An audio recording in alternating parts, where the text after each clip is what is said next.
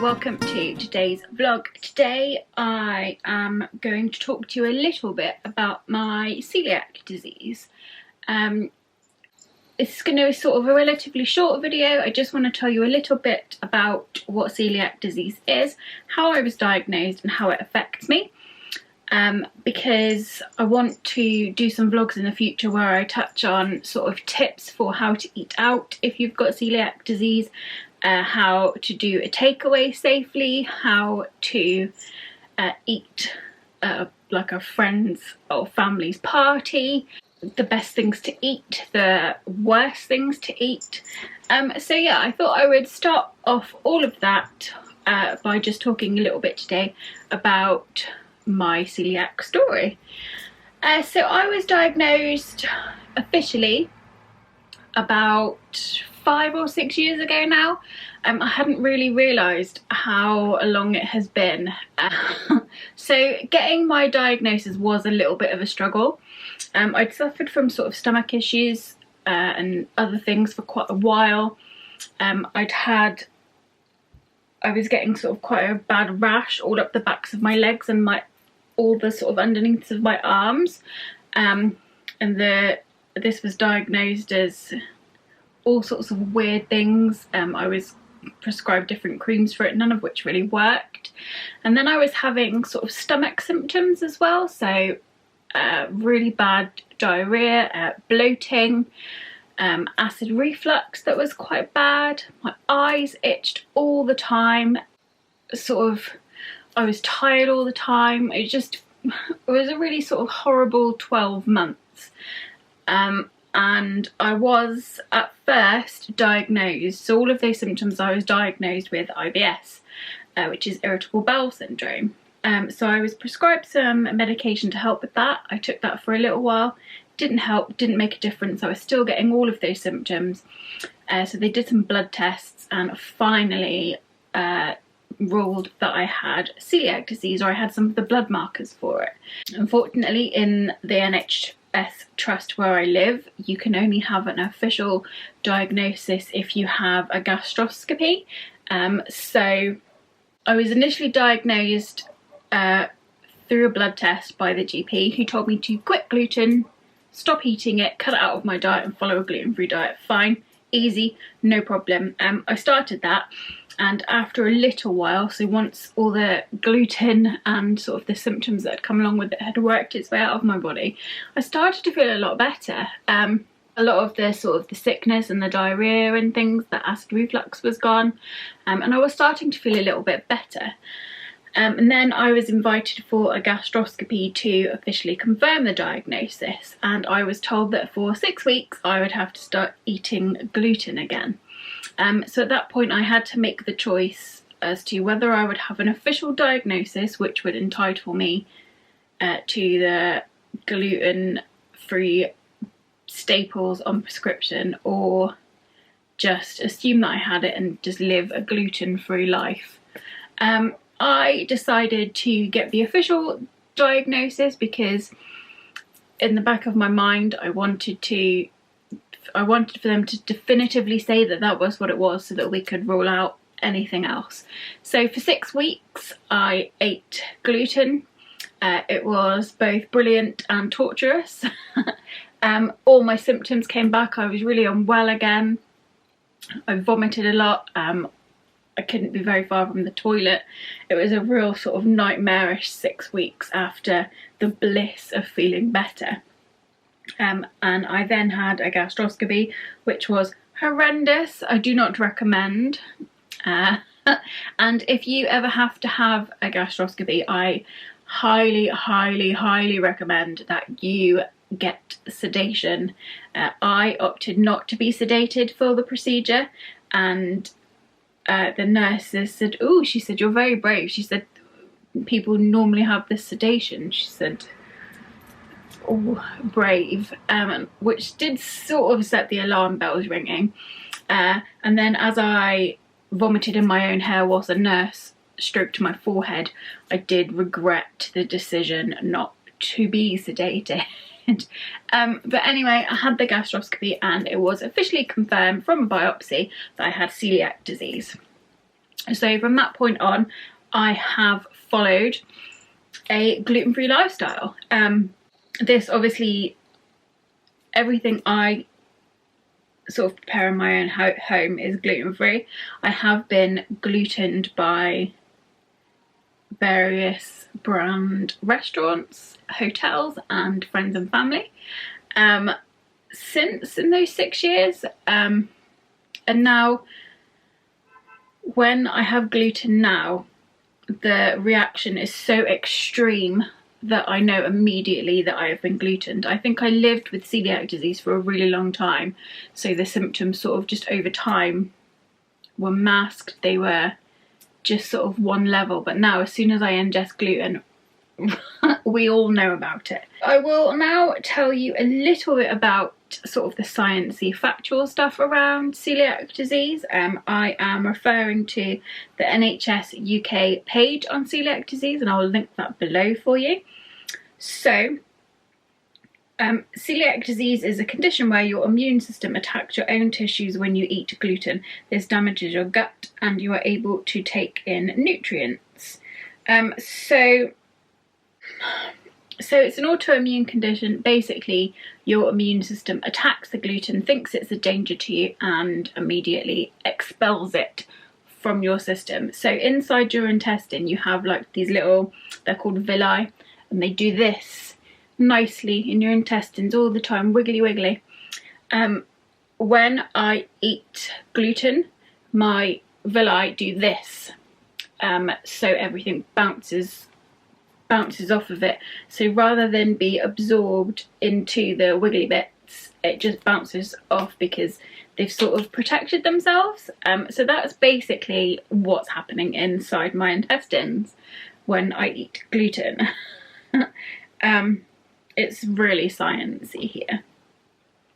So the symptoms of celiac disease are, or can be, but are not limited to, diarrhea, stomach aches, bloating, flatulence, indigestion, constipation, tiredness and fatigue, which tends to be as a result of malnutrition. So if you're a celiac and you eat gluten, your body stops absorbing nutrients for a little while, which is every nutrient. So all the vitamins, the calcium, all the iron, the good stuff that you would usually get from your food, it won't absorb any of that.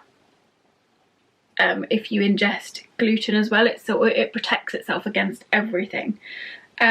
Unintentional weight loss, sadly a side effect I did not have.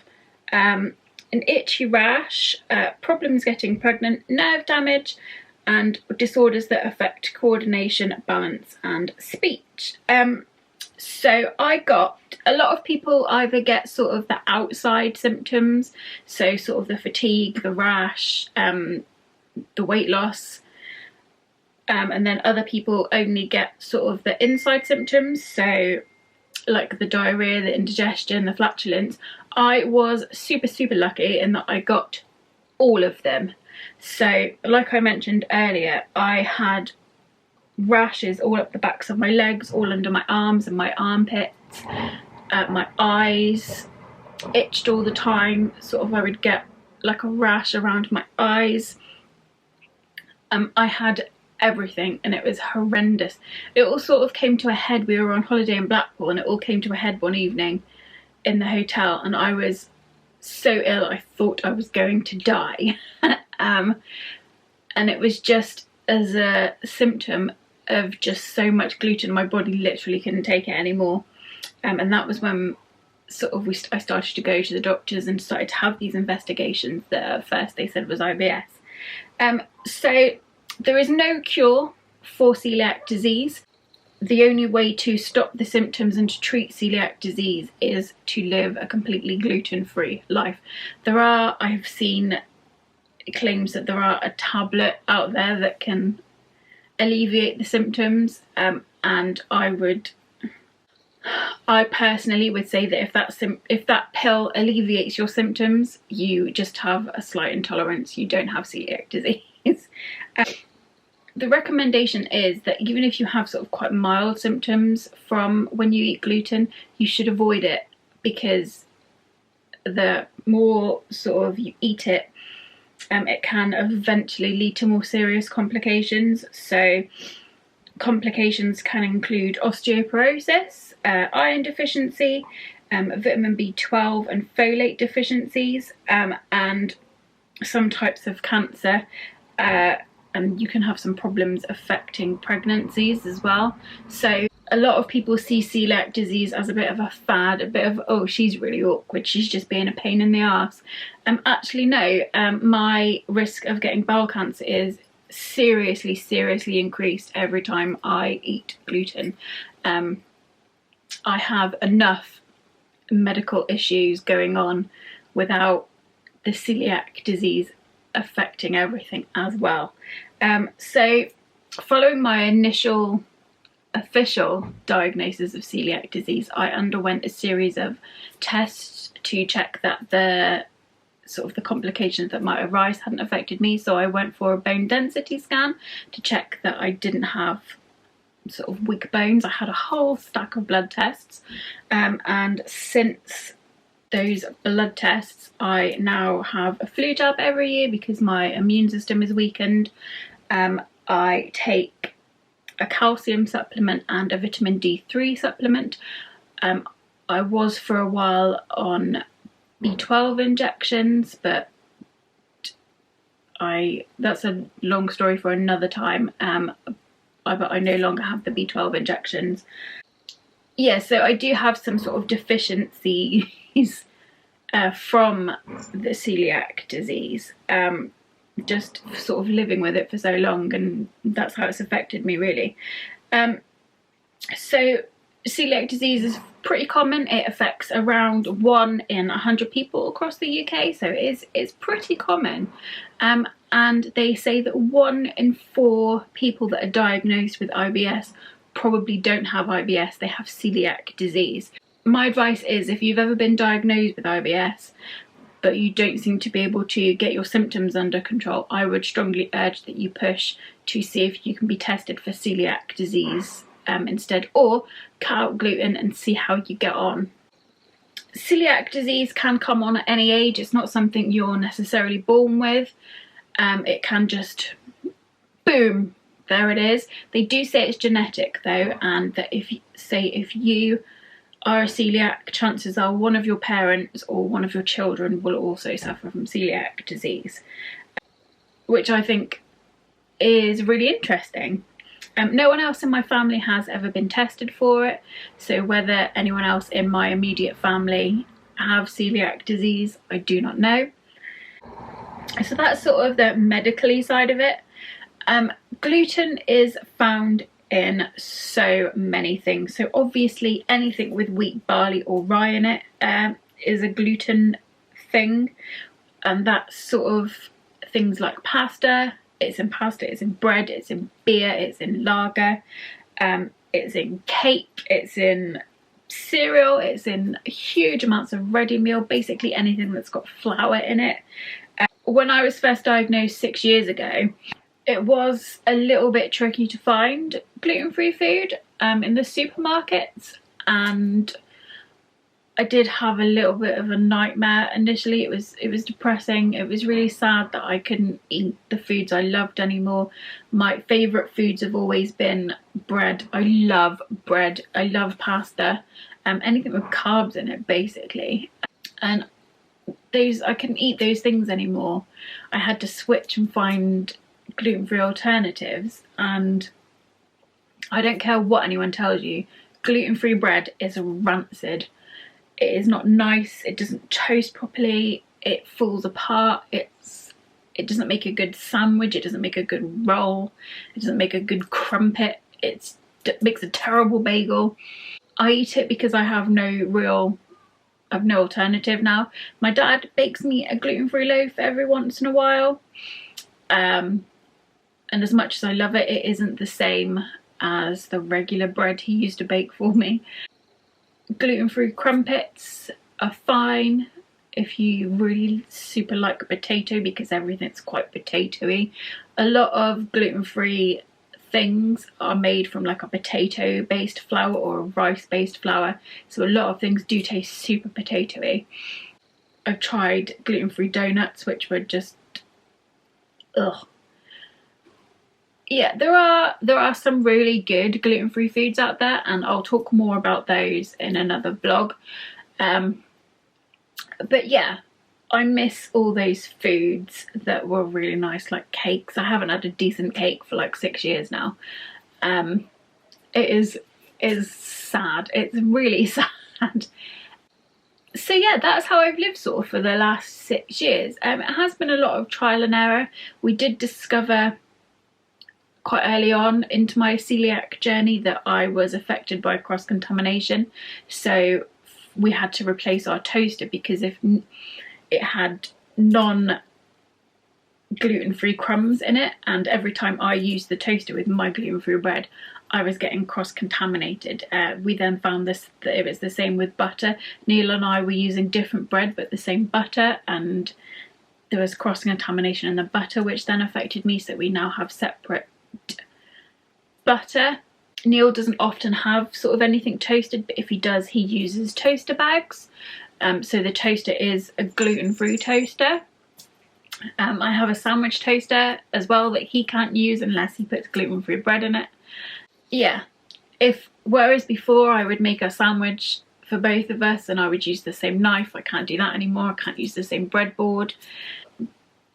An issue I have found at work is that if someone, despite me begging them not to and putting signs up everywhere, if somebody eats something that isn't gluten-free at my desk and hasn't cleaned the desk or the keyboard properly, I can then get cross-contaminated if there are crumbs and things that accidentally end up in my mouth somehow.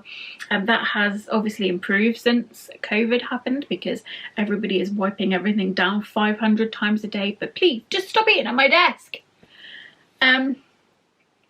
Yeah, it's silly things like Neil and I can't really share a drink. If we went for a picnic and we both had a different sandwich each and decided to share one bottle of drink, we couldn't do that because if Neil drank from it and got his sandwich mouth on the bottle and then I drank it, I would potentially be cross-contaminated. So yeah, it's been such a big learning curve, and even now I have caught myself out a couple of times. I've been making something for Neil, accidentally licked my thumb and glutened myself. I very recently bought cereal from the free from section online at Morrison's.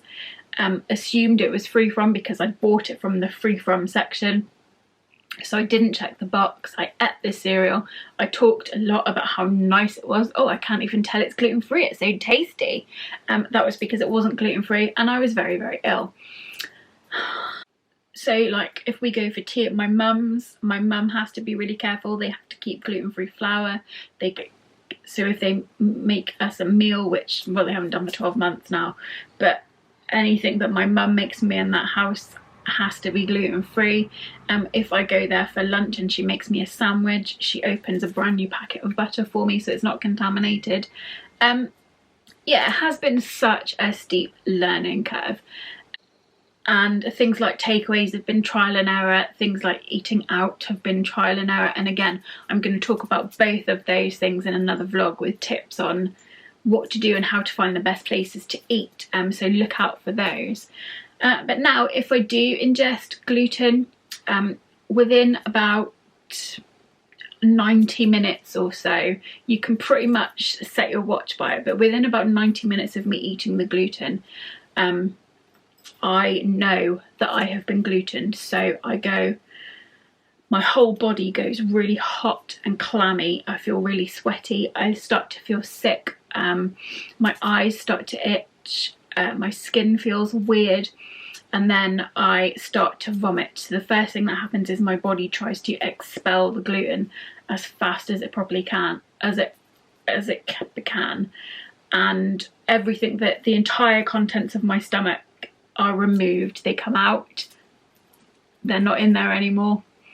So I vomit a lot. I mean, I think when I glutened myself recently, I vomited for about 8 hours straight. There was nothing in me left to be sick, and I was still being sick. I was vomiting up the lining of my stomach. It was beautiful. After the vomiting passes, I can spend the next sort of couple of weeks really with bad stomach symptoms, so really bad bloating, really bad indigestion, really bad acid reflux.